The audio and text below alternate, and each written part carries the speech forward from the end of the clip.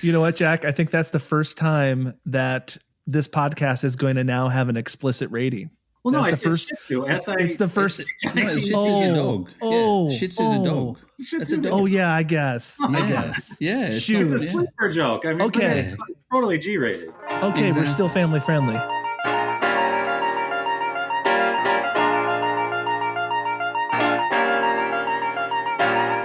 Do you love to travel? Do you love road trips? Do you love finding hidden treasures in towns all over the USA? Hi, I'm Joshua. And I'm Craig. Welcome to Treasures of Our Town. It's the podcast that explores the unique and charming towns scattered all throughout the United States. Join us as we venture into some of the country's most intriguing destinations, uncovering hidden gems and local secrets along the way. On today's episode, wow, Josh, you got this guy here for us. Apparently he knows the Midwest, the entire Midwest, inside and out. He's brought the t-shirt. He's written a book. He's several books about it as well. We're going to talk to Jack Norton from Jack and Kitty Team, also the Midwest Travel Podcast as well. They do a daily podcast, Josh. He does so much as it relates to travel. And I believe we'll talk to him. I've never talked to him before. This is exciting.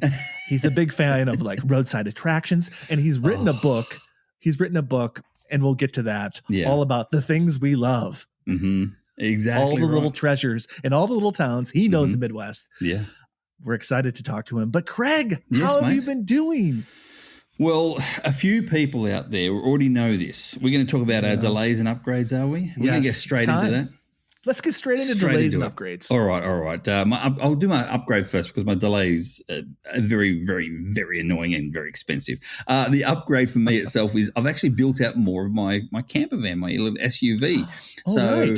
I've put solar on the roof. So there's actually big solar panels now on the roof, and the wires go through the car itself into this big extra battery compartment. Now, the reason why I did all that is because I've got a brand new fridge in there now too, Josh. So I can actually have, it's a real camper, like a kitchen out the back now as well, fridge out the side. So yeah.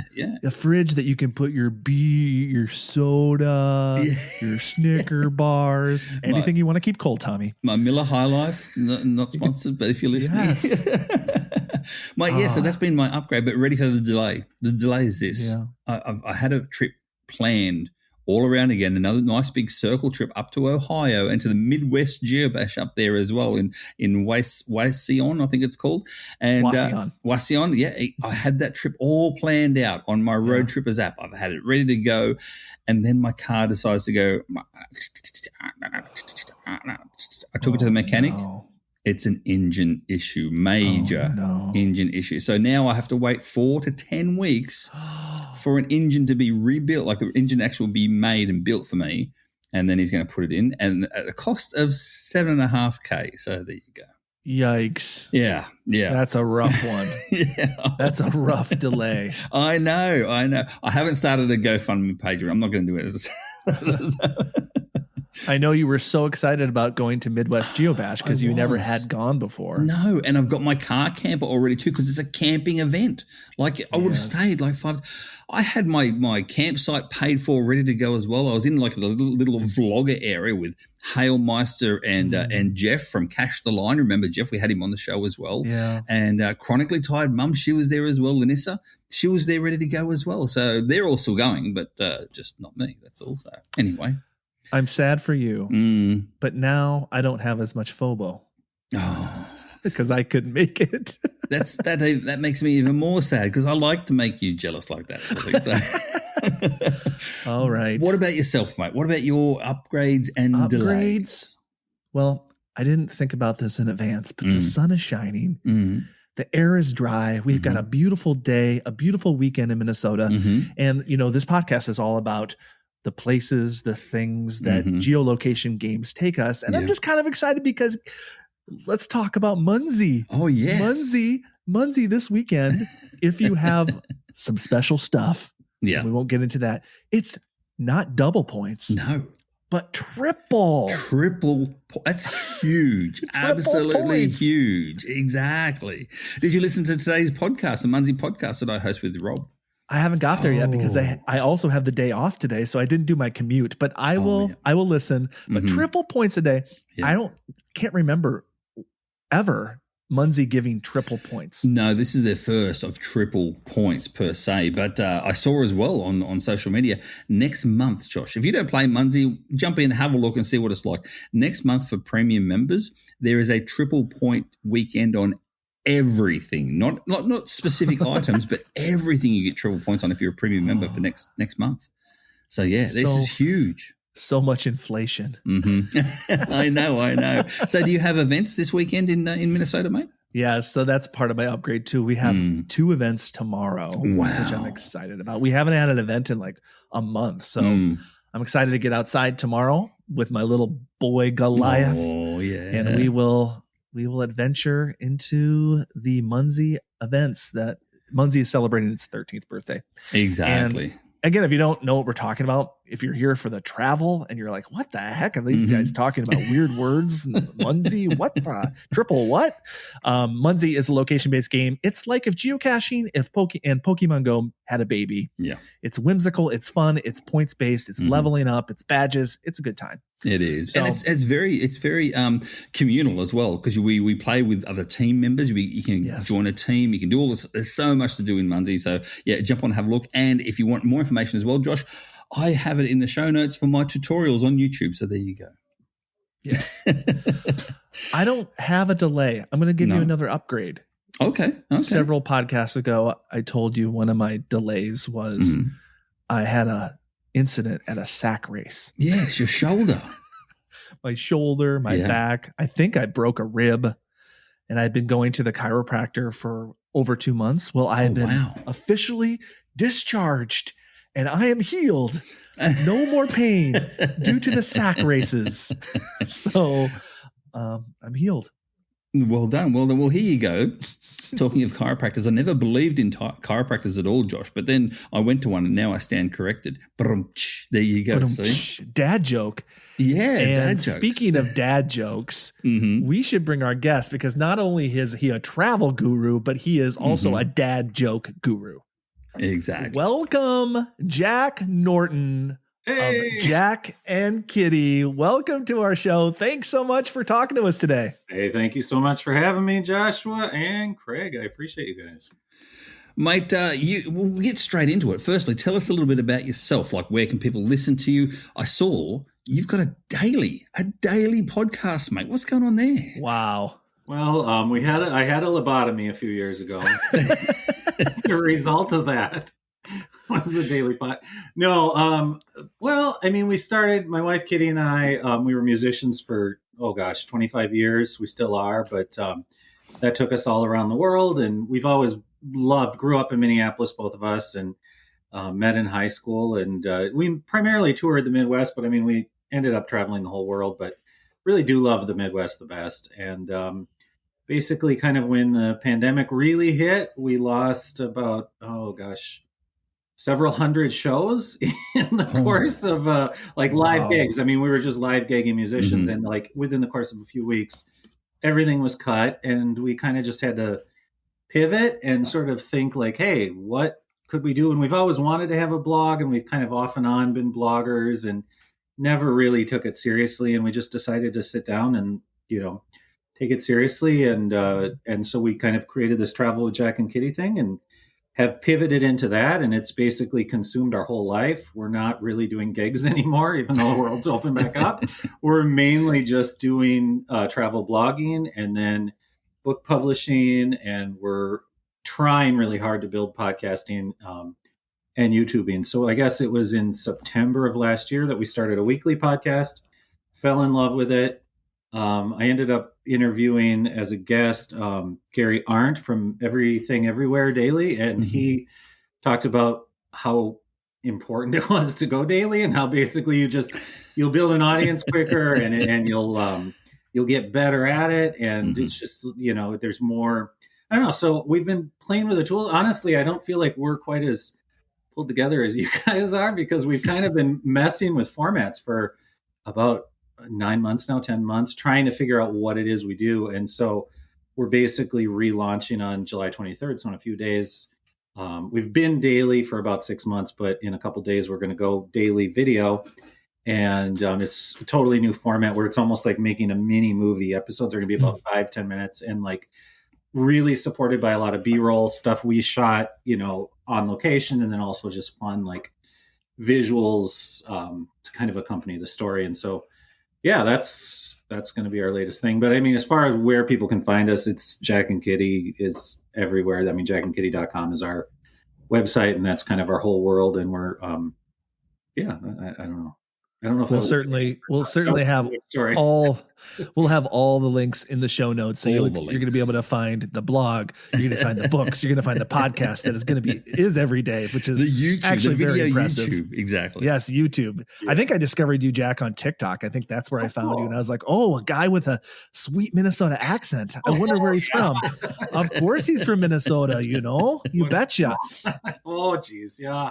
Yeah, no, I mean, I know I should take TikTok seriously, but it's so hard because I'm a horrible dancer, I'm a horrible lip syncer, I'm not a cute girl, so it's just got all those check marks against me. But, no, I should take it seriously, but I mean, I don't do as much as I should. There's only so many hours, and we've been so busy building the blog, and we really feel called to do blogging and book publishing, and by the end of the day, it's like, what do you put on TikTok or Instagram that does anything? You know what I mean? Well, Jack, you've already been outed by Josh as well, because I haven't seen you on TikTok. I'll say that now. And you said no before, one has. I guess I have. But Josh has. I've heard some dad jokes on there. I was going to say, let's put your like right on now. Right, this isn't in the show notes, so here you go. Geez. Exactly. There's no notes for this. What's your best dad joke that you say on TikTok as you go? Go now. Well, this isn't really a dad joke. This is actually a true story. A man, my neighbor. You're from Australia? Yeah. Yeah. So you don't know about Ole and Lena, right? You don't know who they are? No. Okay. Oh, I know. Famous Minnesotans. They actually live here in Winona, Minnesota. They live just down the road from me here. And so Ole, he took his wife, Lena, to the zoo, right? New zoo. And they were really disappointed because it only had one animal. It was a dog. Just a dog. Oh, I know the dog. Yeah, it was a Shih Tzu. That's the one. I do love my dad jokes as well, Jack. So it's very rare. I was like, oh gosh, I pulled it up really quick. It's very rare, mate. That I can. With, what do you call a sleeping dinosaur? Dino snore. Oh yeah, see, there you go. You know what, Jack? I think that's the first time that this podcast is going to now have an explicit rating. Well, no, it's the first. It's the first. Shih Tzu's a dog. Oh, Shih Tzu's a dog. That's a dog. Oh yeah, I guess. Yeah, it's a sleeper joke. I mean, okay, it's totally G-rated. Okay, We're still family friendly. Fantastic. Oh, yeah. Yes. All right. Good. So, speaking of books, you've written several, and we're going to get to them. But one of the reasons I wanted to talk to you is I think your most recent book that I saw was, get this, guys. This is what it's called. Mm-hmm. Y'all are going to love this, especially our fans that listen to this podcast, because I think they like it. At least we like it. 101 bizarre, quirky, and totally fun adventures, get this, in the Midwest. So all in the Midwest, baby. All in the Midwest. So we're going to talk about, I think, Jack, you considered the Midwest being, was it 12 states? Is it 12? Yeah, I mean, it is. It technically, we're very official here at Jack and Kitty World Headquarters. And we're going by the actual census, like U.S. government has issued this is the Midwest, and there's 12 states. And so I know if you talk to a lot of folks in, Minnesota or Iowa, they get really upset with Ohio being included in this, because it's like, that's East Coast. I mean, you're like, it's just, people in North Dakota. But there's 12 states. And so that's kind of, when we first started blogging, it actually stemmed from when we first started blogging, we were just kind of all over the map, because we had been all over the map. But our passion was really the Midwest. And we were like, we can't do a blog just about the Midwest, and we can't write books just about the Midwest. And it turns out the more we do that, the better it is. And the more fun we have. And I think it's just because we have fun with it that the audience has fun with it. So, so we're confining our adventures to these 12 states here in the Heartland. Wow. How many books, before we move on as well, how many books do you guys actually have at the moment? Well, we've got Guide to Iowa, Guide to Minnesota, Guide to Wisconsin. And then we're going to be putting out an Ohio one next month. And then even though they're not, but no. And then we've got the new one, the 101, which covers all 12. And then my wife and I, she has been a writer for off and on for 20 years. And so she created a series called Feel Good Stories. And a lot of it are like real stories, and then some that are like, creative fiction, but most of them are based in reality. I mean, they're true stories of, it's kind of like Chicken Soup for the Soul, but based in the Midwest. I mean, it's all heartland kind of stories. So she's got like 5 or 6 of those, I guess. And I sometimes write when she needs the bad dad jokes, or I'll drop in there. But that's kind of her. But I mean, we have our own publishing company, and so I guess about a dozen now. So about 6 travel and 6 fiction books. I was scrolling through your website in readiness actually for this episode, and I saw one of your books you had out there as well, and this really intrigued me, and it was the Camping Journal and RV Travel Logbook. Oh yeah, because I'm a big traveler at heart, and especially RV, camper, that sort of style. So yeah, what's that about, mate? What can people expect out of that one? I mean, it's really basic. I guess I didn't even think about it. I mean, it's very basic. It's really, I should have mentioned it because it's a good seller, but it's just a camping journal. I mean, you have like your campground details, you have, where you stayed, and it's really helpful because I mean, there's little check marks where, is it pet friendly? Is it kid friendly? How do they have showers? What's the grill like? Would you stay next time? Who are your travel companions? So it's kind of like a journal diary mixed with just a kind of a helpful, if I want to return, this is the lot number I stayed at, or this was the Wi-Fi password, or just whatever. So we designed that, and that's another thing, I guess. Nice. Yeah, no wonder that's a big seller. He actually does all the work. So we do like checking off those boxes, Josh, don't we? Yes, we do. So in this latest book, 101 Bizarre, Quirky, and Totally Fun Adventures in the Midwest, you mentioned 12 different Midwest states. Can you just name the 12 states off the top of your head, Jack? My God. I'm putting you on the spot. But this is what we're talking about. So I wish we were visual because you guys can see. Okay, I'm showing both my hands. I'm not looking at anything. So Illinois, Indiana, Iowa, Kansas, Michigan, Minnesota, Nebraska, North Dakota, South Dakota. Missouri. There you go. I was going out of order. Ohio and Wisconsin. There you go. Those are 12. I think you got them. Yeah, I think you got them all. He did. I've got the notes here. Were used in this. All 10 fingers and 2 toes. I saw he had his foot up as well, so it's all good. So as the expert of the bizarre, quirky, and totally fun adventures, what we're going to do, this is exciting. This is fun. We're going to go through each state. Yeah. Jack's going to tell us a little bit about the bizarre, quirky, and totally fun thing there. And I'm sure the book has many more other things, but we're just going to give you a taste of it. And then it has 101. 101. Yes. And we're going to talk about 12. 1 in each. So we're giving them a little taste, Jack. And then everybody's going to go and they're going to go to Amazon or whatever, or to your website, and they're going to buy this book, and I'm going to buy it. And now we have a new checklist because Craig was right. We love our checklists. Check. I've been there. I never have to go there again. Checklist. On my to-do list every morning, I'll write stuff I've already done, just so I can check it off. I did that yesterday, but man, am I killing it today. And Josh, I did see in the show notes as well, some of these places we've already had other people on mentioning it, like Olio as well. Olio in Iowa, for instance. We've had her on the show. And is she on the show? Yeah. Yes. We've had her. And Valerie from Silly America as well. Yeah. Has talked about a couple of these things. So we're going to have a couple repeats, but not everybody listens to every show. And not only that, Josh, I love the different aspects that different people have, you see. So people can go see one thing, but have different experiences at it too. And that's what we're after too. So, all right, Jack, you ready for this, mate? I'm going to start you off. We're going to go Illinois. Oh, are we going alphabetical? Or are we going? I guess Illinois is alphabetical. We can do Illinois. Best, the town of Casey, Illinois. Oh, there it is. Bunch of stuff. I mean, you go to Casey, you could just stay in Casey and get 101 things. No, maybe not quite 101, but the whole town of Casey. You should actually, it's worth Googling and looking up Casey, Illinois, because there's we write about the world's largest mailbox because it's the world's largest mailbox. But I mean, there's the world's largest wooden shoes. There's the world's largest. I think they have I want to say there was the world's largest grocery cart too, I think. But like we focused mainly on the mailbox on this one. And you can send a letter from the mailbox and it's it's an active mailbox, isn't it? It's real. An active mailbox. Yeah. And when you put the letter in, the red flag pops up. Just to let you know, as everyone knows, I'm Australian. We don't have that in Australia. For us to post mail in Australia, we have to go to a dedicated post box, which is normally 1 or 2 in every suburb in Australia.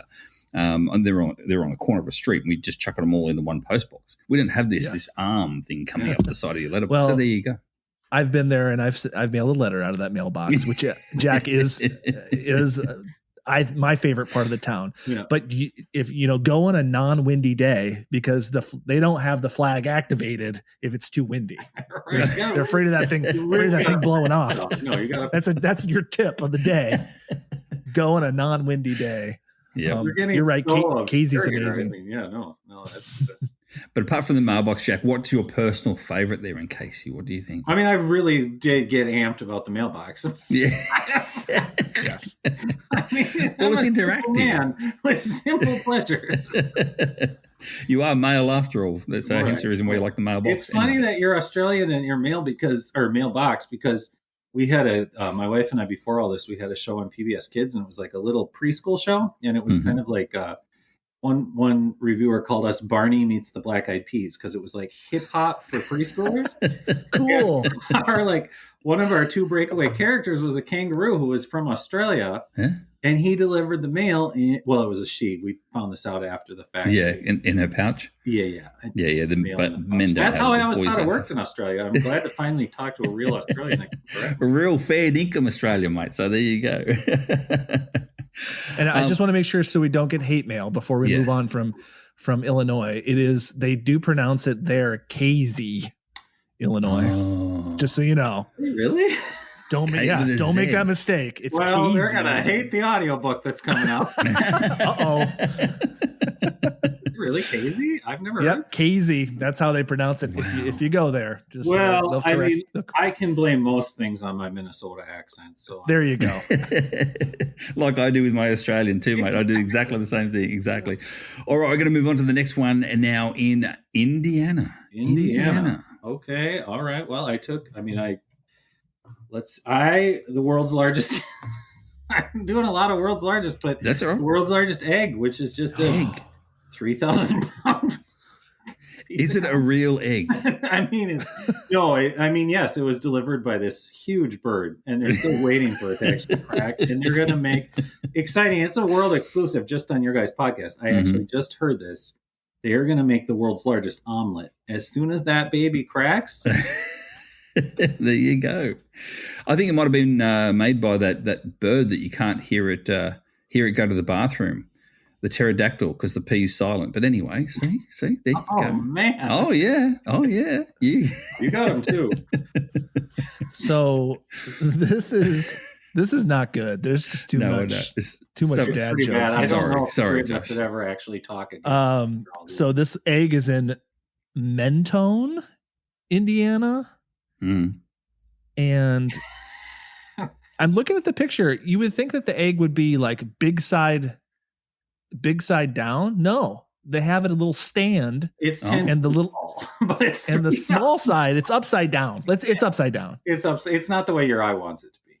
No. Oh, really? So it's facing. So it's the point. It's on its point, basically. Is that the way it's sitting on its point on a stand? And is it the world's largest in terms of size or weight, Josh? Do you know? That's I'd have to look that up. It's 3,000 pounds. It's 3,000. Yeah, I think they're going off of probably the amount of seat. Some of these things that these places build, etc. as well. They're only the world's largest until someone builds it bigger. Let's be honest. Right. You know what I mean? But the Ball of Twine, there's a whole controversy about that. You know that, right? Oh, yeah. Oh, yes. We've talked about that. I bet Julio talked about that, didn't he? Yes. Yeah, we did. This was built in 1946, 10 feet high. It is inscribed with the egg basket of the Midwest. Yes, and it's a symbol of the town's thriving egg industry. Good for them. There you go. Could be anything else. Exactly. Josh, you're up, mate. Where are we going to go next? Okay. We're going to the state of my birth. That is the Hawkeye state of Iowa, home of Olio in Iowa. Let's just say, I want to say, we know, if you've ever talked to Megan, we talked to Megan for 2 episodes. Yeah. We know there's a lot of. I could have talked to her before. Yeah. We know there's a lot of cool stuff in Iowa. So, Jack, what's your bizarre, quirky, and totally fun thing? I was going to talk about the gnome in Ames, but I'm assuming she already talked about the world's largest gnome, right? Mm-hmm. Yes. Yeah. So I'm going to say the Hobo Museum. Have you guys been to the Hobo Museum? No. Britt, Iowa. Okay. Hobo Museum, Britt, Iowa. Britt is this little town, and every year they have the Hobo Convention, and hobos from all over America, or hobo aficionados, or train aficionados, or just weirdos, all descend on Iowa. And it's like a 3-day hootenanny and party, but there's I think the theater, I want to remember, I probably wrote about it in the book, but it's the Chief Theater, I want to say. And I'm almost positive that's the name of the theater, but it's an old theater and they turned it into a museum. And it's cool because, it has like the hobo art, which is really cool. And some of the like graphics and some of the it's just a history of hobos, but it's like hobo capital of America, Britt, Iowa. And way back in the day, like, I don't know, when I was in my early 20s, so 2 or 3 years ago, I that's a joke. I did snicker. I hopped a few trains, so it's close to my heart, and I used, back in the day, I really was feel like when you're into trains, you're either 2 years old or you're 90, and for some reason, when I was 25, I was really into trains. So the Hobo Museum is really cool to me. So Jack, what's the definition of a hobo? Is it somebody that jumps trains? Is that the definition? They're very particular about what the definition is, and like tramps were one thing. I don't know if we actually included that, to be honest with you, because we wrote this a while ago. But hobos were people that were like, I don't want to get it wrong, because they'll get really. I can tell you exactly. Okay. I've got it exactly for you, Josh. It is a homeless person, a tramp, or a vagrant. But there's different. No, they get really particular because there's like different categories, and I think the hobo is like a skilled worker who's willing to work. They're not like they're actively searching out work. I want to say that's the definition. Whereas a tramp is just kind of like coming around and like. It's all like lingo from like the 30s, like they were in the Great Depression, where like there were different categories of people, and I'm almost positive that hobos were like folks that were actively looking for work or would do day laboring jobs and kind of wander from place to place. I didn't read all the way down, Jack. I apologize. So that was the North American version. Apparently the North American version is different to the US version. The US definition of hobo is a migrant worker. There you go. Yeah. So there you go. Britt, Iowa. If you're following along, it's north central Iowa, so it doesn't look too far from the Minnesota border. No, I have never heard. Yeah, I've never heard of the Hobo Museum. That's fantastic. No, you should go. It's like right off of 35. Best thing to come out of Iowa is 35. No, I'm just kidding. No, but and Joshua Johnson and Olio, but but it's like I think I want to say, if I remember, you take the exit for Buddy Holly, and then you go. Yes, I'm almost positive you hit Buddy Holly, and then you hit the hobos. It's about 20 minutes. Yeah. 20 minutes from Clear Lake, Iowa. Yeah. So yes, that's very close. Yeah. There you go. We used to stay at a hotel in Clear Lake, if I remember right, to go to the museum. But yeah. Very good. I don't think there is a hotel in Britt, Iowa. There you go. Hobo Museum in Britt, Iowa. Get there. There you go. Get there. Next one we're going to have, Jack, for you is Kansas. Yes, Kansas. Topeka, Kansas. Evel Knievel, baby. Yeah. Oh, really? Do you know Evel Knievel? Yeah, yes, I am aware of Evel. What happens in America happens throughout the rest of the world, but what happens around the rest of the world doesn't necessarily come to America. So I know American songs and pop culture and all sorts of stuff, but you don't know Australian pop culture and stuff either, Sue. So, no. Yes, I love the Wiggles. Come on. I love Men at Work. There you go. They come from a land down under. This is true. That's the only. I hear that song. Here you go, Jack. We're veering off now. This is what happens. I was going to ask you about. Yeah, no. I hear that song, Men at Work, Land Down Under. I hear that here in the supermarkets more in the last 2 years than I've heard it my entire life, 40 years in Australia. So there you go. So, Jack, we're traveling. The board that did the Timey Dick Kangaroo? The wobble board. Timey Kangaroo. What's his name? Yeah. You can't like him now because there's been issues with him, like major issues with him. So no one likes him now. I like the disco guy. You make me feel like dancing. Oh yes, yeah. There you go. There you go. Anyway, we're not about Australia. We're talking about Evel Knievel Museum Museum. It's really cool. I mean, it's Topeka, Kansas, and it's the Evel Knievel Museum, and there's a lot of artifacts, and it's kind of interactive, and there's video elements, and big gift store that you could spend way too much money in. And I love that era of like American weirdness. And he embodies so much of this like strange showmanship. Like, it was just such a great era of, I mean, I don't think somebody like Knievel could exist today. I think they'd probably shut him down in some ways. So, I mean, maybe he could, but he'd probably be like a renegade YouTube star or TikTok star or something, but it's really fascinating. There's a lot of personal effects, and it's worth going to. Do they have? I do. I was going to say, sorry. I do have a memory of, I believe, seeing Evel Knievel in person. Oh, really? You have? Wow. Yeah. He died in 2007, but in the 80s, I remember he came. I grew up in La Crosse, Wisconsin, and he came, and I distinctively remember the car. His signature move was to drive the car on two wheels sideways. Yeah, like they'd go up a ramp, and he was probably on so many different movies doing that, but that was his signature move. Yeah. He was very skilled in saying everything else as well. He was extremely skilled and obviously brave with the stuff that he did, and crazy into the stuff that he actually did. But to his museum though, Jack, does he actually have like a big ramp up the side or anything that you can ride a motorbike up and over the top of the up the top of the museum? Yeah, it's fully interactive. I mean, they make you sign a waiver, but exactly. All right, Josh, do you want to move on to the next one, mate? All right.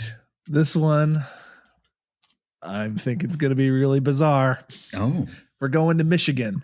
Jack, Indian River. What's in Michigan? Indian. Cue the horror music. When you're editing this, please drop it in. The Nun Doll Museum. The what? Nun. N-U-N. Nuns. Yeah, doll, like as in D-O-L-L Museum. Okay. Like the religious so it's not like people. the no nuns allowed museum. No, it's this is like 100 dolls dressed like nuns. Wow. So we're talking about the religious sort of a nun that you have in a church and that sort of thing. That's bizarre. We are, yes. That's what we're talking about. Wow. So how many dolls are in this museum? What? There's 500. Yeah, there's 500. It's actually crazy because we just wrote, since this book, we're going to that's the other thing with this, these travel books is basically every single year we're finding out. I actually was watching a thing with Rick Steves on how he does travel books. And it's every year he has to put out a new edition because things change and he discovers new stuff. And we're already in second edition for the Wisconsin book and the Iowa book. And it's this, we're going to, we discovered there's actually a little old lady here in Minnesota, in southern Minnesota, who created a cow museum. And this reminds me similar to that. The Nun Doll Museum is a little creepier, but the Cow Museum, yes, there you go. Wow. The Cow Museum is it's literally if you want to visit the Cow Museum in Minnesota, you have to call her and schedule a time, and it's her house, and you just go and visit the Cow Museum. And it's not as creepy, but we're starting to discover since writing this, there's the world's largest nutcracker collection is in Laverne, Minnesota. And that's that is the same thing where one lady obsessed over nutcrackers and donated it to the town. And now there's more nutcrackers in Laverne, Minnesota than there are people at this museum. We also found the sock monkey museum, which I want to say is in Ohio. I'm pretty sure it's either Indiana or Ohio. We wrote about it. And it's the same thing where these people get these collections and turn them into something. So yeah, Nun Doll Museum. Indian River, Michigan, $500 dressed like nuns. What more could you want with a vacation? I mean, that could make a great YouTube clip, like with the horror music there behind it. We did that one in the library, Josh, with the webcams. We could do something similar to that. It'd even be better, I think, because these nuns, I reckon, would walk by themselves. Some of them, just to be honest, like if you're not looking, just saying. So. Wow, yeah. There's dioramas of nuns at work. Yeah, you can make your own nun. Like they have little nun making doll classes that you. Sock Monkey Museum has the same thing though, where you can go in and learn how to make a sock monkey. Wow. Craig, that kind of reminds me of our Georgia episode where Katie told us about where the Cabbage Patch dolls were born. Yes. Have you heard about that one, Jack? No, because that's not. That's outside. No. That's outside the Midwest. You don't know. No, we watched. I will leave the Midwest occasionally. Yeah, those Cabbage Patch dolls at the actual and they give live births to Cabbage Patch dolls every day. Yeah, every day from the actual patch itself. Don't they? I feel like they come out of the ground by a tree. Out of the ground. Out of a Cabbage Patch ground. Out of the ground. Well, it's a shady ground. There's like a tree over there. There's a big tree over the top of it, and and they give birth every day, daily. They give birth to new Cabbage Patch dolls. There's a weird hospital involved. And nurses dressed up as nurses as well. Like yeah. Welcome to America, they said. You can bring them your broken dolls to that hospital. I want to say, can't you? Yeah, you can. Yeah, it's actually a hospital. They can repair. That's right. Broken Cabbage Patch dolls too. So there you go.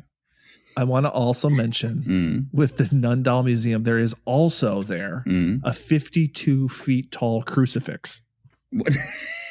Wow, that's a big crucifix. Wow. See, this even gets better. So Indian River. In Michigan, we're talking about Indian River, Michigan. If you don't know want more information, obviously just Google these things, guys. Google everything. Nun Doll Museum, Indian River, Michigan. There you go. Next one, Jack, we're going to on the list. Yeah, Minnesota. Minnesota. Tell us about Minnesota. Here we go. Okay, well, Minnesota. I mean, I'm going with the Ball of Twine. I know that Olio talked about it. She can think the Ball of Twine is somewhere else. That's fine. But what people don't realize is there's two important reasons why you got to go to the Minnesota Ball of Twine. It's in Darwin, Minnesota. That's not one of the reasons. Reason number one, biggest Ball of Twine built by one man. There's the distinction. See, Minnesotans, we can do it ourselves like nobody's business, and we did. Exactly. So good old Francis Johnson, 29 years, made the old Ball of Twine. So that's number one. Number two, Weird Al wrote a song about it. Yeah. Oh, exactly. Yeah, he did too. There you go. Jack. So there you go. So in March, we had a roadside attraction, March Madness. Yes. Where we put roadside attraction against roadside attraction. Yes. And I was so hurt, Jack, that the Minnesota's Ball of Twine, I all the aspects created by one man. The song, the guy died of inhaling twine dust. Yeah. I mean, the thing killed him. I mean, his balls killed him. The thing he created killed him. It's up there. It's one of the top roadside attractions everything in the around world. There is like the cafe is the Ball of Twine cafe. Yeah. The hotel is the Ball of Twine motel. Yes. Else, it's just twine. They've taken advantage. So what were you saying though, Joshua? I'm sorry. I'm just saying it's amazing. They rolled it into town. Like he built it on his farm and the town rolled it to downtown. I feel didn't they? I think they sent it to Carson. Didn't Johnny Carson bring it? I want to say, I don't know. I'm pretty sure they flew the world's largest ball of twine. Yeah, see, we had to cut a lot of stuff because we would write we did a lot of blog articles where we would write a long blog article, and then to fit them into a book, we kind of condensed it down to make it more digestible because you don't need to know every moment of the history of the Ball of Twine, even though that's what I wrote. I don't have it here, but I wrote a book about this Dixieland band once, and the book was 900 pages, and it's you can't even hold it really. So I always have to edit stuff, but I want to say the Ball of Twine was sent. I think Johnny Carson. I think they had the guy on the Tonight Show, and they flew the Ball of Twine on a plane What? I'm pretty sure. That's amazing. Before they moved it to its new location, I'm pretty sure they did that. That's amazing. Would have needed one of those army planes, you know. I think it was. I think it was like a cargo plane or something. That they flew it. Yeah. Wow. There's also a museum there. And every time I've been there, the museum hasn't been open. Yeah, but there's a sign on the door. It's like, if you want the museum open, go over and talk to Susie at the restaurant. She'll open it up for you. Yeah, that's the exact. I've had the exact same experience, and it's like I want to buy stuff from them too, because if you go on their website, there's like Ball of Twine, swag, and I want to get it, but it's like I don't want to bother her at the restaurant. She's busy. She's busy at the restaurant. Do they sell strands of twine?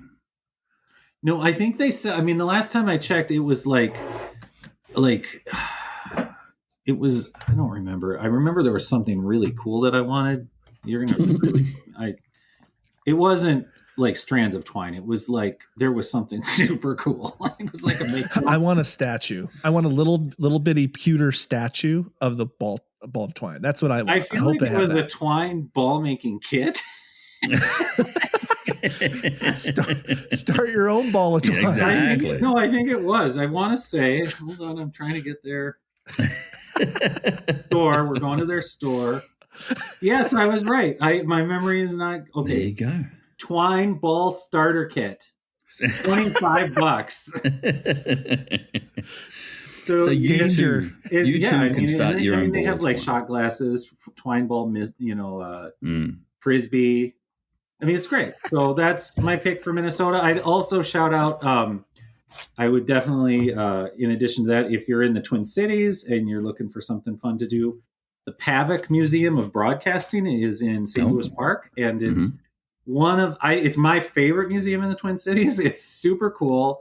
Not a lot of people know about it. And it's basically history of radio and early television. And so they have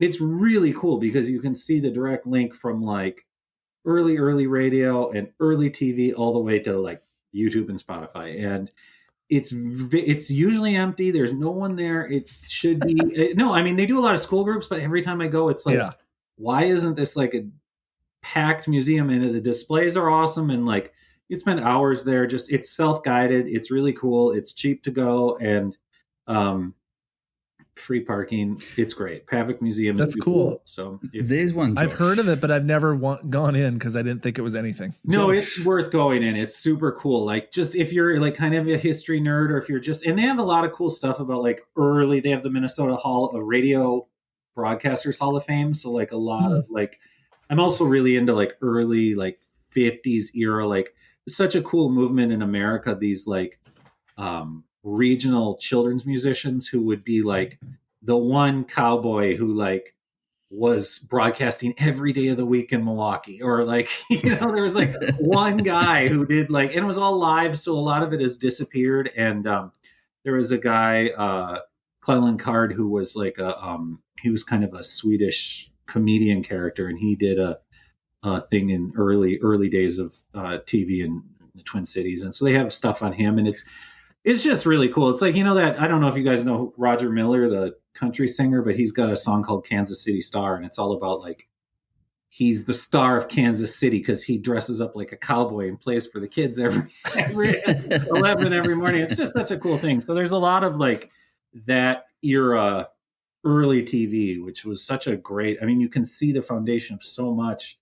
Like you can see the early, like, the early kind of like ideas of like, how did Saturday Night Live come to be? It was these early live wacky broadcasts where they were just like throwing anything to the wall and see what would stick. And they kind of have a lot of that documented there. So it's cool. Plus there's a theremin you can play too. Like they just have a theremin where it's one of the original theremins. Do you guys know what a theremin is? Do you know what I'm talking about? I don't. What is it? Theremin is like, it's the only musical instrument in the world where you don't touch it in order to produce sound. It's an electrical instrument.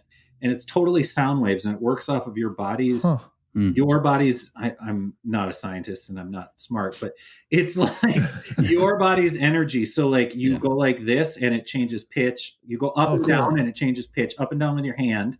And then you go side to side with your other hand and that changes volume. And you can basically control and make really like a lot of the early sci-fi horror movies you hear where it's like, that instrument is theremin. That's what that is. And so, okay. But there was like classical musicians in the 30s and 40s that were like doing, Mozart on the theremin, but it's just two metal rods that stick out of a box that plugs in the wall, and you can play it without ever touching it. And they have one of those that's super cool to see. So, you know what would be cool, Josh, as well, because we're talking about this being, treasures of our town and geocaching and location-based games. If you haven't been there, Josh, but if you've got an Adventure Lab credit, you could push people to places like the Pavik Museum in St. Louis, for instance, as well, to show them these hidden gems that we're talking about before too. So that's cool. And with Adventure Labs, you can do indoors. Yes, you can. So you could like do something inside of it. Exactly. And if it's a Jack, Adventure Labs are kind of like geocaching, but it's more like virtual geocaching. Got it. Yeah. Where you go to the location and it takes you to a spot, you learn about it, and you have to answer a question. Oh, cool. And if you get the question answered correctly, you get like a find for your find count. So it's kind of they're pretty cool. Type. Yeah, they're different type. And they're the ones that more take you to a location that's worth going to, rather than just, finding a hidden container underneath a tree, for instance, that sort of thing. So, there you go. Cool. All right, mate, we're going to move on now to Missouri. I mean, it's very, very close to the Cabbage Patch Doll in the same spirit. But I'm going to go for the Precious Moments Chapel in Carthage, Missouri. Do you know? I mean, did they have Precious Moments in Australia? No. What's Precious Moments? Well, I know America. Anybody that has a grandma knows. Yeah, how would you describe Precious Moments? They're like Precious Moments are these little like chubby baby porcelain figurine dolls. Mm-hmm. They have really big eyes. They're usually like blonde. Typically kind of religious in nature, I'd say. Like, it's very religious. Kids, it's like a kind of a Bible Belt thing. It's like and it's something you give your kid when they get baptized as a little memento. How big are they? They're about they're just little 3 figurines, inches. and they're kind of like chubby, kind of angelic looking children. Okay, no, we didn't have those in Australia, so nothing. Yeah, there's a museum, and the guy that created it, those are them. The guy that created it. He repainted the Sistine Chapel on the top of the chapel in Missouri, but all of the characters have been replaced by Precious Moments characters and these like chubby little figurines. And I mean, it's great people watching because you're in Missouri and there are people going to Precious Moments Chapel, and I love that. And it's fun. And the guy that did it has a crazy backstory. I mean, I kind of became obsessed with him for a little bit, like the creator of Precious Moments. And he has like this kind of tragic, like went off. I want to say, I mean, it's been years since I remember reading this, but like he kind of sort of went off the deep end and moved to Asia, I think, or something. Like had this totally like hidden life, but he made boatloads of money off of, everyone in America. If you were a kid in the 80s, 70s, 80s, you would like, it's like Joshua said. I mean, every grandma in America has a Precious Moments. Like, no. Thank goodness, actually, they didn't come to Australia. I'll be honest. But after seeing researching a few of the photos of those things, but no, thank you. Yeah. So, speaking of Precious Moments, there's a lady on TikTok that takes the Precious Moments dolls and she repaints them to be something else, and it's usually something totally not Precious Moment. Like Precious Moments are very like religious, angelic little children, like basically turning it into Alice Cooper. I saw her do one. I saw her do one where she turned one of the Precious Moments into Taylor Swift. Wow. Pop culture, like Marty from Back to the Future. Like it's fascinating. I'll have to find it and put in the show notes. But it's Precious Moments. They all look alike too. They look so similar. Yeah. So it's fascinating that this woman like changes them and makes them look, cool. Yeah, no, we actually just wrote about like 2 days ago. We wrote about there's a little town in Canada, and the whole town has been like terrorized because people's garden gnomes are going missing, and for a while their garden gnomes were like disappearing, and then now it just like the news just broke, but basically somebody is driving around and they'll knock on your door on your door of the person that's like gnomes went missing. And they'll hand you a card and it says the Gnome Restoration Society. and it just says, "Follow me to my van." And you go to the van, and there's this lady hands you a card, and you go to her van, and in the back of the van, she is the one who stole, or she's with the society that stole your gnomes, and then they totally clean them, repaint them, get them like pristine, brand new, and then give you back your gnomes back. And it's like this random act of kindness thing that's like, it's so incredibly Minnesotan that it should be Minnesotan, but it's like, I mean, it's Canada. And as soon as I cross, like, I mean, you know, it's funny. I don't know if this happens to you, Joshua, but like, as soon as I go anywhere like south of the Iowa border, every person in America has always asked me what part of Canada I'm from. True. From the accent.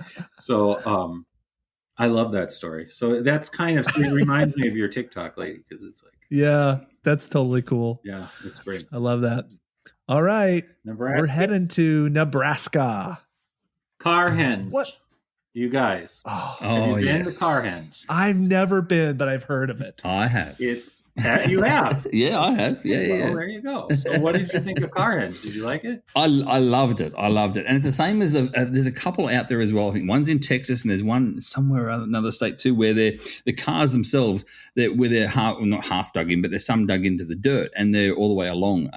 So yeah, the Carhenge though itself, I really enjoyed it. I love that sort of stuff though too, like the quirky, weird, you know, big things, even roadside attractions, that sort of stuff. Yeah, I really enjoy it. But no, yeah. So tell us more about what's in your book though in regards to I mean, it's 39 vintage cars.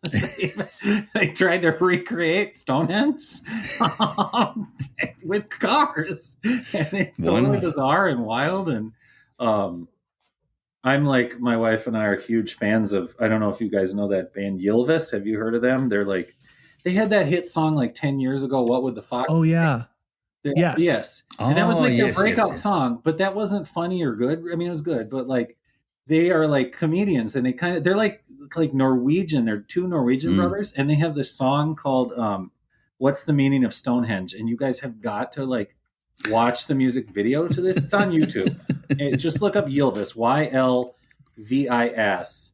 And it's like this, like they do like parody. It's like parody music, like skits, and like they'll parody like a cappella bands, and they'll parody like, and this is kind of their like Celine Dion power ballad about Stonehenge and how he's like his whole life he's going mad because he doesn't know the meaning of Stonehenge. And so like when we went to Carhenge, we like just blasted, you know, this power ballad song, and like I have these great memories of us just being like, what's the meaning of Carhenge? It's like, you know, those were total nerds, but like, that's it. So I would highly recommend. It's great for selfies. Yeah. It's, you know, I mean, it's a bunch of cars. So it's in Alliance, Nebraska, which is towards the west side. This is why I haven't been there, because I haven't done much travel in western Nebraska. It's pretty. I really like Nebraska a lot. I think it's like, there's so much cool, weird. Like it's weird because we're starting to like the more we do travel blogging and stuff, the more we realize like every time we write about a weird like monster, beast, like something. we'll get like people that comment actively, and like people in Nebraska more than any other state in the Midwest love their monsters and they're like beasts and they're like weird stuff. Like I feel like Nebraska has this totally weird, like it's funny because like we wrote this article about this school teacher who went completely crazy. Have you heard about this? That like it's in the 1800s and like it was in Nebraska outside of Omaha. And she went mad. I can tell you, like, I can look it up if you want me to tell you, but like, she went totally crazy. But it's a ghost story. So, like, did it actually happen? I don't know. But like, the story is she basically cut all the hats off her students. Yikes. Wow. Threw their hearts in the river. And like, people say you can visit the schoolhouse where this happened. And it's like, we got so many people that emailed us personal experiences about like, oh, I've heard the kids screaming. I've walked across the bridge. Oh my God. And like, the people in Nebraska love that stuff. So I feel like there's this whole like I don't know. I feel like you could. The next like guidebook we're gonna write after Ohio is going to be Nebraska. It's either Nebraska or Missouri, but we're really like planning Nebraska because there's just so much weird, cool, just stuff in Nebraska. I love Nebraska. I've noticed that as well going across the US. The different towns you see, you almost got that feeling as soon as you hit to a small town of some sort, and you actually feel the weirdness, the strangeness, the something's not right here, for instance, or something's just different. You know what I mean? It doesn't necessarily not right, but just different. And I like that. I really do like that too. So yeah, I've experienced a few of those in North and South Dakota. I can't tell the story on this on this show in regards to one that I found in South Dakota, but anyway, that's for another episode. All right, we're going to move on now to North Dakota. Well, North Dakota. Lawrence Welk Homestead. You have no idea who Lawrence Welk is. No. I know. Yeah. I know who Lawrence Welk is. This is another very Midwestern thing, but he was huge. I mean, he's probably still in parts of the Midwest, like played on PBS on Saturday nights, realistically. Yes. If you're ever stuck in a hotel room in like Nebraska and the only thing you can tune in and they don't have cable, motel room, and you get PBS, Lawrence Welk is still probably playing. He called his music champagne music, and it was very like, he's like, how would you describe it? Maybe like North Dakota Liberace, maybe? Yeah. It's like cheesy. It's like leisure suits. They're like lines of women in pastel colored dresses singing songs. Yeah, and they would do like light versions of like music by the Carpenters or something. Like, yeah, exactly. You know what I mean? And he played accordion, and he had this very goofy like a one and a two and a voice. And like, he had a very thick, goofy North Dakota accent. And I love Lawrence Welk. He had like a long-standing record deal with Reader's Digest where they would put out these like, you can find them at any Goodwill in America, these like thick, like I just bought one for 50 cents at our Goodwill here in Winona, and it's like 18 vinyl records boxed together. Yeah. And it's like Lawrence Welk Orchestra plays the classics, and it's like his like light, like it's kind of like Midwestern elevator music doing the most popular like classical music of all time. And like, but it was like 50 cents and it's like 18 records, and like I love that. And so this is his homestead. I mean, it's just like, I mean, it's not a hugely popular tourist destination. Yeah. You know, and most of the people like, you have to be most of the people that go. Yeah. Most of the people that would enjoy it are probably dead or nearly dead. Yes. I think so. But I feel like maybe I'm on a mission to like revive stuff alive. Keep it alive. Keep it alive. Like, if you're like a hipster into cottagecore, go listen to Lawrence Welk and you'll be the coolest kid on the block. And there you go. And R.I.P. Lawrence Welk from May 17th, 1992. He left our beloved world as such, per se, and he apparently had his English speaking, but had a very marked German accent. So yes, yeah. I mean, I feel like in the Midwest, like the North, we lived in North Dakota for a while, and we still have a house up there, and like it's a very thick. Like we were outside of Grand Forks for a while, and it's very like that accent, very very thick. Well, here's a little bit of trivia for you too. He didn't actually learn to speak English until he was 21. So there you go.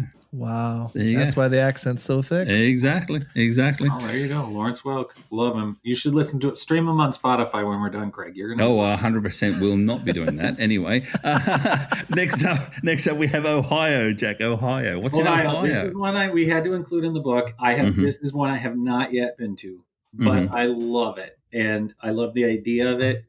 Kitty's been there. She loved it. Cornhenge, which is another henge. Another henge.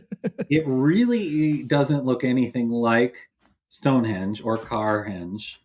It's Cornhenge, and it basically is Dublin, Ohio, which is like a Columbus suburb. And they basically wanted my take on it, at least. Kitty's been there, so she could speak better on it. But my take is they basically wanted something to have a selfie somewhere in this suburban sprawl. Oh, yep. And they made these like they're corn, but they don't look like corn really. And it's like Are you looking at? They're white. I'm looking at the pictures right now. It's They're about 8 feet tall. Yeah. They're 8 feet tall. They're white. Yeah. Ears of corn sticking out of the ground in rows. Yeah. It almost looks like they're like gravestones that are corn. Oh, yeah. wow. They're 6 foot tall. They're 1,500 pounds. And they're not in a hen. They're not in a. It's not like Stonehenge. No, it's like they're actually in a square. Of corn. It's lines. Yes. It's and they're probably about 12 foot apart, or 12, 15 foot apart. Yeah, in straight lines. Yeah. Wow. It's very odd. It feels very. I mean, we actually played a couple shows in Dublin before, and like, it's very suburban. It's just like kind of like it's very. It's kind of a nice, just like average suburb, but it's like so weird that they made this, and I think the Arts Council funded it, and they got Dublin Art Council funded it, and it's like. Yeah. They got an artist to do it, and it's like weird. It just feels. It's like one of those things where like it's new. It's pretty new. Yeah. I feel like it's like been within the last 20 years or something. 1994. So like looking at this as well. If you went there at like dusk, for instance, as well, just as the sun was going down, you would seriously feel, because the color and shape, you would seriously feel this was a graveyard with the ghosts rising up from the graves. That's what it looks like. Wow. Yeah, it's really weird. Kitty liked going, and she wanted to put it in the book, but I think it's. I mean, I'll go at some point, obviously. Well, it's all about the weird things as well. Bizarre, quirky, and totally fun, which is that ticks all those boxes, Jack. So just we really tried hard. All right, we're going to move on now to South Dakota. What's in South Dakota? I mean, I got to go for the wall drug. You got Have you dug wall drug? No, I haven't been to Wall Drug. You've never been to Wall Drug? No. Oh my gosh! Have you been to Treasure City here in Minnesota? No. Oh yeah. I have Joshua? I have a TikTok video of Treasure City that's semi-successful. Yes, love Treasure City. It's like Treasure City on steroids. Yes. It's like the biggest tourist trap. It's so overrated. It's so. I want to say it started because they were offering free ice to tourists. I feel like that was the start of it, and it was like, it's so massive, and it's just like, like stuff your kids would whine and want to buy. I don't have kids, but I know that it's cheesy stuff that like kids would just like whine until they got their way. So for everyone out there, what we're talking about is actually a big store, like a big warehouse store type style. We're not talking about a something big like the corn or anything like. It's a big store, a Wall Drug store, and yes, it's got a few things in front of it. Like there's a hare and a rabbit and a dinosaur. There's a few different things in front of it. But it is just a huge, basically like a huge visitor center sort of store with a lot of tourists. Still sell 5-cent cups of coffee. And the coffee is like, I mean, I'm not a snob when it comes to coffee, and I'll drink just about anything, but like, it's like revolting, but it's 5 cents and you're at Wall Drugs. So like, you have to do it. You have to get it. Exactly these things you have to get. Yeah. So there you go. So Wall Drug is on I-90, which goes, all the way across or whatever, interstate I-90. And the big joke with Wall Drug is, all around the country, it said, there's signs that say Wall Drug, 1,000 miles, Wall Drug, 2,000 miles. Yeah. And in the movie Spaceballs, I believe the ship is flying by something, and there's a Wall Drug that says 2 billion miles or something. Yeah. I totally so there's a pop culture reference to Wall Drug. Yep. There you go. Wall Drug, have to do it. Love it. Yep. You've got to you've got to go there just to get a 5-cent coffee, if anything else. So, which is extremely rare. Throw it out in the parking lot. Exactly. Just you bought it just at least. To say you got it. Just to say you got it. Yeah. All right, mate. We're going to move on to the last one now. This is the 12th one in Wisconsin. I got to hit too because it's important. I'm shouting out Joshua's childhood here. World's largest six-pack, La Crosse, Wisconsin. I'm assuming you've been many times. Oh yeah. I've been many times. Okay, good. It's people think it's like, I mean, it's the world's largest six-pack. It's the local brewery. They have like 6 things, but what's great is storage. Yeah, it's like things. Silos. And what's great is that there were kids. The greatest story when we were researching it is that a bunch of drunk college kids, they weren't drunk at the time, hopefully, but they came party kid from Madison, University of Madison, drove to La Crosse because they heard the world's largest keg was there to tap the keg. They got an axe and smashed the bottom of the storage, and like beer flooded everywhere. And, like, it went everywhere. And that's one of my favorite stories about it. And great selfie. They just repainted it and kind of refurbished it, and it looks all jazzy, and it's fun. I mean, you just there's nothing you just go and take a picture and say you were at the world's largest six pack. So it's worth doing. Well, when I saw this, I was going to say, Josh, when I saw this, mate, I didn't actually think of beer, to be honest with you. I actually thought of my stomach, but no. Oh, yeah. Oh, God. World's largest and six pack are kind of an oxymoron. Yeah, exactly. Stomach. It's hidden. Like usually it's a one. Yeah, usually it's a one pack on the stomach. I remember this as a child. Back in the 80s, it was I believe when they created it. I don't know when they created it, but I remember it in the 80s. Yeah. And it was old style. Old style beer was the original beer. Now Old Style, I think, has gone out of business, or they don't brew Old Style there anymore. And so now it's like a lacrosse, some sort of lacrosse brew. And I just remember as a child driving by that factory, and it's stinky. You know, big beer making business. It's a stinky business, as those grains or whatever the fermentation process is. It's a stinky place. Yeah. The hops. Yes, that's right. The hops. Wow, we did it. I love. Well, we did it, but I gotta throw out one more. He's got a bonus. Okay, one. He's got bonus a bonus in Wisconsin. Bonus Hodag. Gotta go Hodag. Rhinelander, Wisconsin. Greatest named beast of all of Midwest. Love the Hodag. Have you been to the Hodag, Josh? Head of a frog, face of an elephant, back of a dinosaur. Hodag, Rhinelander, Wisconsin. You'll find them all over the place. Face of an elephant. There's a big, Hodag you can go take a picture with. But you'll find Hodag beer. You'll find Hodag everything in Wisconsin. There you go. I believe we have a listener of the show from Wisconsin. That is his geocaching name. Jack, all geocachers have like geocaching handles. Yeah, I saw that. And his name he's from Wisconsin. He is the Happy Hodag. That's right. He is too. There you go. Hats off. I never knew what a Hodag was. Shout out to the Hodag. It's basically, it's like a mythical beast that this it's like pretty much proven that this a con man just created this wacky thing to mess with the town. And it's like he did a Hodag hunt and he took pictures with a Hodag, and it looks so fake and horrible. And the town has embraced it, but there actually are some indigenous stories that go way, way back to a beast from Indiana, and there could be some truth, but it's so ridiculous looking. This thing is just it's like they decided we need a beast. Let's throw every possible thing. Frogs, elephants, dinosaurs, spiky thing.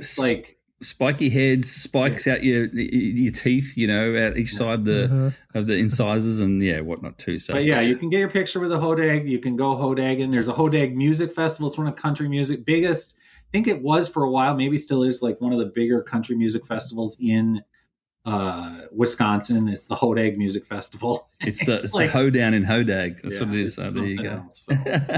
Well, Jack, mate, we're running out of time, but will you stay around after this show itself? And we're going to record a little extra just for our patrons itself, if you don't mind. We've got two more questions for you, mate. For our patrons, bonus questions. What do you think, Josh? That's a good idea you had. Yeah. Yes. I have some other questions. Yeah. So there you go, people. Mm-hmm. We've just given you more value. 12 more spots to visit. Yeah. You can't miss. 12 more things to check off your travel checklist. Mm-hmm. Fantastic.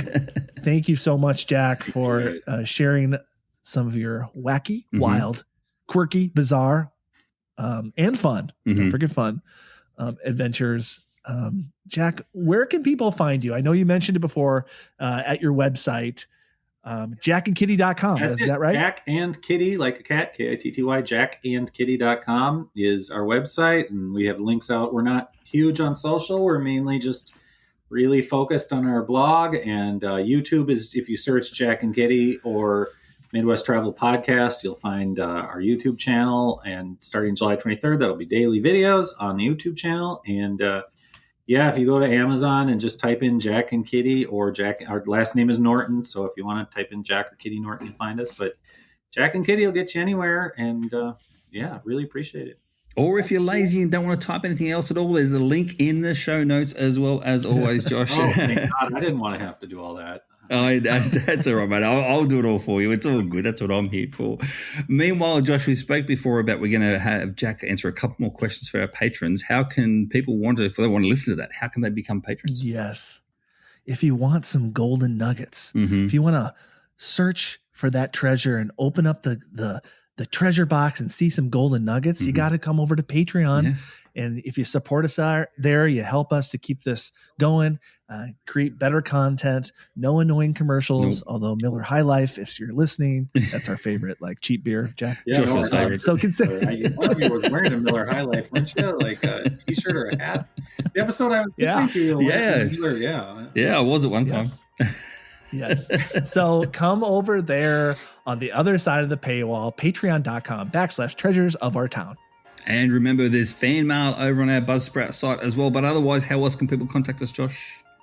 Reach out to us at treasuresofourtownpodcast@gmail.com, or you can follow us on Facebook, Instagram, Twitter, and YouTube. And that's it for our show. So please subscribe, rate, and review on your favorite podcasting app. And as always, may your travels always lead you to the most unexpected and amazing hidden gems around the world. See you next time. Thanks, Jack. Thank you, Jack. Thank you guys. Appreciate you. Bye.